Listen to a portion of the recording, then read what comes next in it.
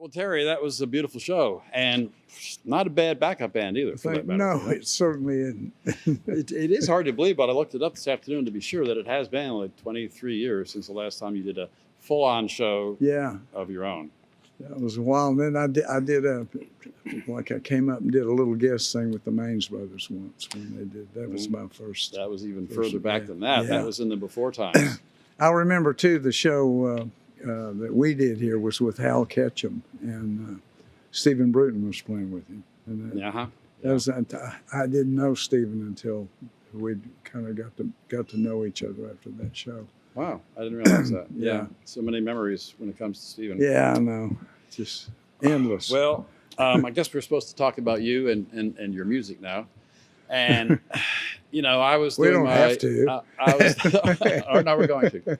I was doing my research, and it seems like people have a hard time trying to define what you are, who you are, what you do. In fact, the most hilarious description I read was you're an unclassifiable cult artist and musician, which I guess you're in a cult. I'm not sure what kind of a cult, but. Yeah, I don't pay any attention to that. I think that's, there's a lot of people that make money figuring out what they should call you, Yeah. And I think, I write songs, I play music, and I make pictures, and I make objects, and it's all the same kind of thing, depending on whatever necessity I feel at a time or curiosity about something at a time. So. But interestingly, I mean, music was in your family from day one. Your mom was a singer, and you spent a lot of time on the road with her, going to shows and her playing shows. And your dad organized dances back in the day in Lubbock. But you got into a different kind of art starting out. You didn't jump into music right away. No, but I started playing some in high school, basically writing songs that I could get in trouble and get thrown out of school so I wouldn't have to go to school, But I never really thought seriously about writing songs until I got to LA in the early 60s. And although I think Chuck Berry, I remember being on a hayride in Lubbock, outside of Lubbock, actually, in Tahoka. And it was really cold, but we pulled up to this barn to get out and get warm, and I heard this sound coming out, and it was Bo Diddley, and it was the first Bo Diddley record. And I remember it because the song was Bo Diddley, by Bo Diddley, and the album was called Bo Diddley, so there's no way you could miss it, But I remember sitting by that record and playing it, that first song, that first track, over and over and over until, and couldn't wait to go get it. And so I always thought of piano playing and the need to play an instrument, it was more of a rhythm sense for me than it was like Jerry Lee Lewis or Little Richard or people of that day that were really had a great facility with a keyboard. And my mother, too. My mother was a barrel house kind of player. So, but I think when I heard that beat, that first Bo Diddley beat, it changed something inside of me as far as kind of thinking about what I wanted to do or what music could be. I didn't know, but it opened some kind of door, And he had a profound impact on a lot of people, and those early rock and rollers, obviously including Buddy Holly, had the same effect.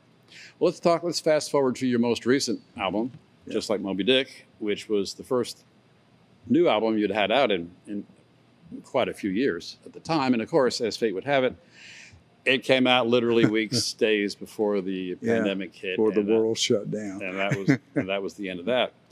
But there were some unique things about that album. I mean, it's the first time that you actually co-wrote a lot of the songs. Yeah. Including the very first time you co-wrote one with your wife, Jo Harvey. Yeah. Well, it's we've worked together a lot. We've worked together a lot in theater. and so we've built pieces together and we built songs together, but we just never really recorded them as songs like that.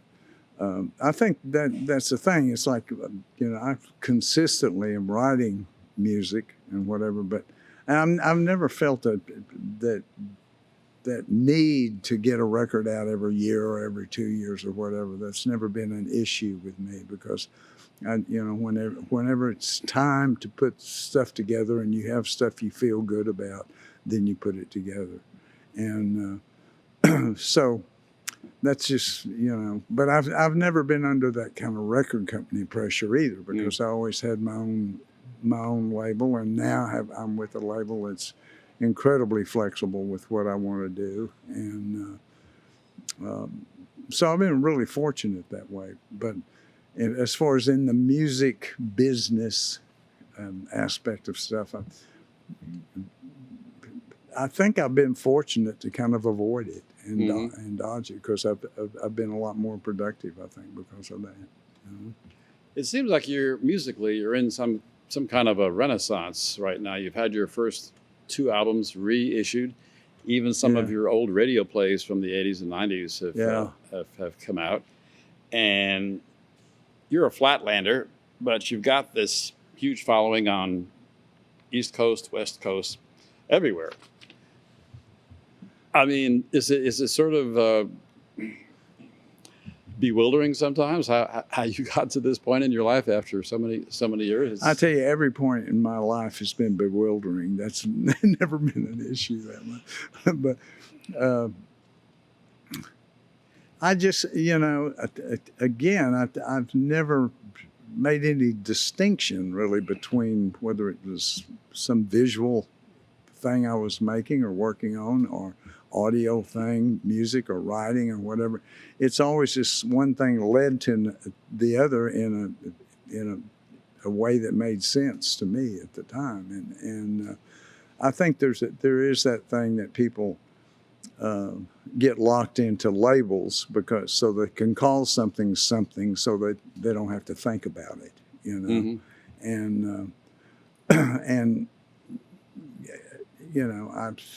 it's just never been an issue with me as far as my own work. When I go into my studio, I go in there to deal with what I want to deal with. And the work is always what it is, whether it's a song or a picture or whatever.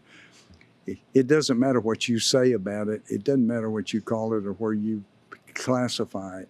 It's what it is. And to me, that's what it's about. When you make a song, it's about the song. It's not about me. It's not about anything other than the song. And that's the same with a picture, with anything that you do. That's what you try to make it be what it is as much as you can. So Joe Harvey has been your partner in crime for 58 years, if I'm I'll be 60 in July. I think we're going to have a giant party and announce our divorce. Well, it wouldn't be the first time and then probably remarry on stage, I love the quote I read that you said, "It's amazing how long 2 people can misunderstand each other." Right? Yeah. Well, I don't know what else to say. That pretty much says it as far as our life goes.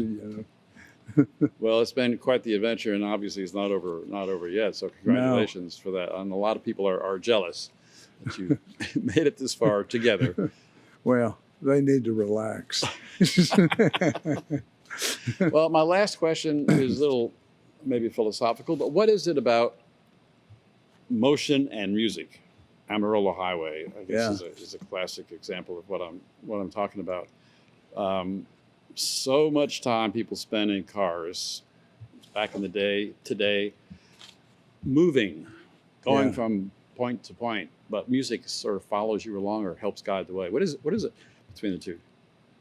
Well, for me, it's like you're talking. There's a rhythm to tires. To when you're traveling. I've written a lot of songs or started a lot of songs in automobiles, just going from one place to another.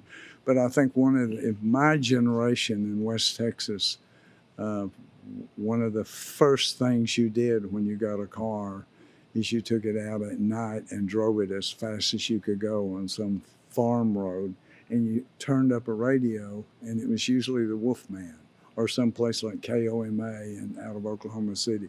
But they played music that you had not ever heard before. And so I think it was that motion and music at the same time that had a huge impact on people. It was like a really kind of first introduction to a real freedom. And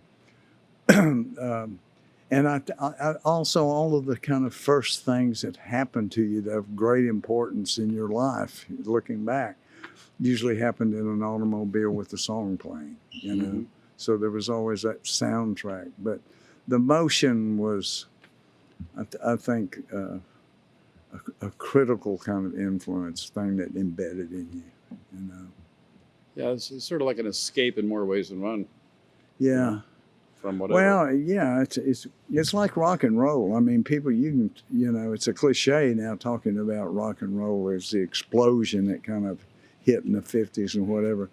But the impact that it had on small towns and rural areas, it was so huge.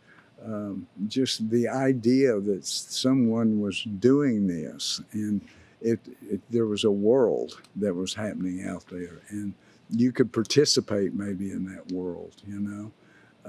I think it was, it was just an incredible kind of indelible mark that it made in you. You know? Thanks again for coming back Terry, and doing the show. It's been such a long time coming, but it was worth the wait. Yeah. Maybe not worth the pandemic, but still, no. It was a beautiful show. Well, really, really appreciate, you inviting us to play. Yeah. It's been great. Thank you.